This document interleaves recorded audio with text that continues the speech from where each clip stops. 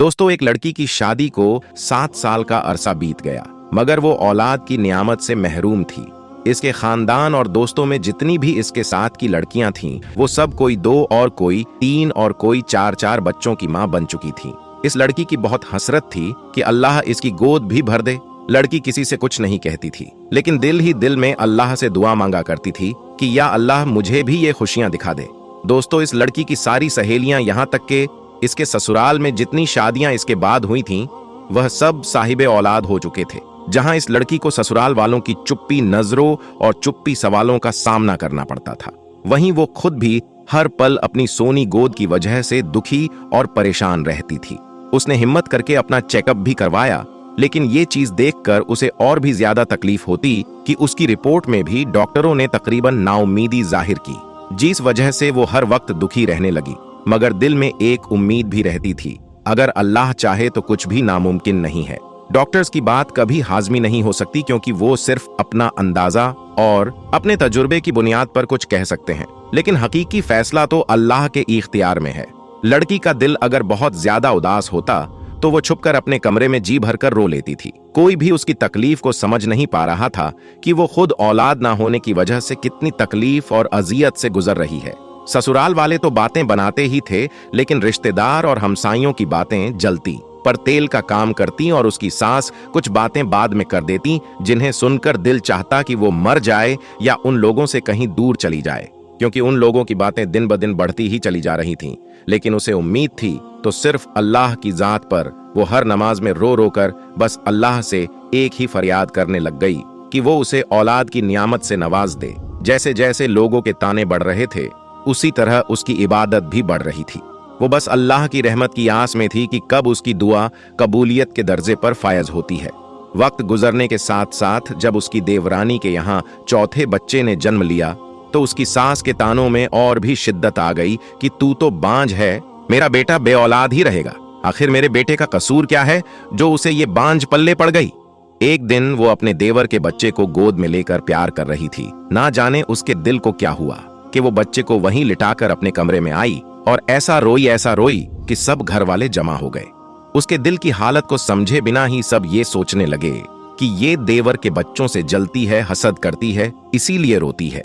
मगर उन जाहिलों को कौन समझाता कि अल्लाह ताला ने तो उसको ऐसा दिल दिया ही नहीं जो किसी से जलने वाला हो। वो तो उन लोगों में से थी जो अपनी खुशियां भी किसी और की झोली में डाल दें, जो अपने मुंह का निवाला दूसरों के मुंह में डाल दें। वो तो बच्चे को प्यार करते वक्त अपनी सोनी गोद से इस कदर दिल गिरफ्तार हुई कि खुद पर काबू न रख सकी, और आज उसके आंसू भी सारे बंद तोड़कर बहने लगे। बस उसका एक शौहर था जिसने उसे कभी ताना नहीं दिया था। उसका शौहर उसे दिलो जान से प्यार करता था। वो उसकी ख्वाहिश को समझ सकता था, लेकिन वो क्या करता, उसके हाथ में कुछ भी नहीं था। एक दिन किसी ने कहा, अपने शौहर के भी टेस्ट करवाओ। पहले तो इस बात पर बहुत हंगामा हुआ, लेकिन फिर बाद में उसके शौहर ने कहा, टेस्ट करवाने में आखिर क्या हर्ज है। उसके शौहर का टेस्ट करवाया गया। जब रिपोर्ट आई तो वो ठीक नहीं थी। फिर तो घर में एक तूफान आ गया। सब कहने लगे कि अब इस लड़की को फारिग करो, हम तुम्हारी दूसरी शादी करेंगे। लेकिन उसका शौहर किसी सूरत में भी उसे तलाक देने को तैयार नहीं था। शौहर की मोहब्बत में एक जर्रा बराबर भी कमी नहीं आई थी, बल्कि वो इसकी दिलजोई इस अंदाज में करता कि अगर अल्लाह को मंजूर होगा तो हमें औलाद जरूर होगी, और अगर अल्लाह को मंजूर ही नहीं तो हम इस पर भी अल्लाह के शुक्रगुजार है।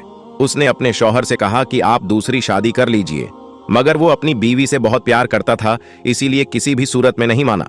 एक दिन उसकी सास ने बहुत लांगतान की, यहाँ तक कह दिया कि तुम चाहती ही नहीं कि हमारे घर खुशियां आए, मेरे बेटे का भी कोई वारिस हो, तू बद जहन ही नहीं बद दिमाग भी है। सास की जली कटी बातें सुनकर वो बहुत परेशान हुई। उसने वुजू किया और नमाज के लिए खड़ी हो गई। जब दुआ के लिए हाथ उठाए तो ऐसी रिक्कत तारी हुई कि कुछ ना बोला जाए। वो कुछ भी बोल नहीं पा रही थी। फिर सजदे में गिरकर अल्लाह से फरियाद करने लगी, या अल्लाह, अगर तूने मुझे बेऔलाद रखना है तो तूने मुझे इस दुनिया में औरत की रूप में क्यों भेजा। औरत तो पूरी ही औलाद से होती है, फिर मेरे वजूद को अधूरा क्यों रखा।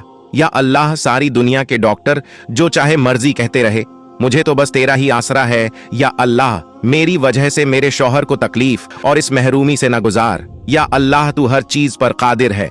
वो औरत सजदे में और भी दुआ मांगती रही, या अल्लाह, तुझे तेरे हबीब हजरत मोहम्मद सल्लल्लाहु अलैहि वसल्लम की प्यारी जुल्फों का वास्ता है, मुझे औलाद की नियामत से माला माल कर दे। उस रात सजदे में रो रो कर उसने ऐसी फरियाद की, उसकी आहों पुकार सुनकर कायनात की हर चीज शायद उसकी सिफारिशी बन गई और अल्लाह पर उसका भरोसा जीत गया। और फिर चंद हफ्तों के बाद वो हुआ जिसकी किसी को उम्मीद न थी। डॉक्टर बार बार हैरत से उसकी रिपोर्ट को देख रहे थे। फिर उसको जिंदगी की नबील सुनाई गई, वो मां बनने वाली है। ये सुनते ही वो औरत बिना किसी की परवाह किए हुए हॉस्पिटल के फर्श पर सजदा रेज हो गई और अल्लाह का शुक्र अदा किया। या अल्लाह, तेरा शुक्र है, तेरा कर्म है मुझ गुनहगार की, तूने सुन ली। देखा दोस्तों, आज की वीडियो से हमें यह सबक मिलता है, चाहे कुछ भी हो जाए, कभी भी किसी भी हालत में मायूस नहीं होना चाहिए। बेशक अल्लाह जो चाहे वो कर सकता है, वो कादिर मुतलक है।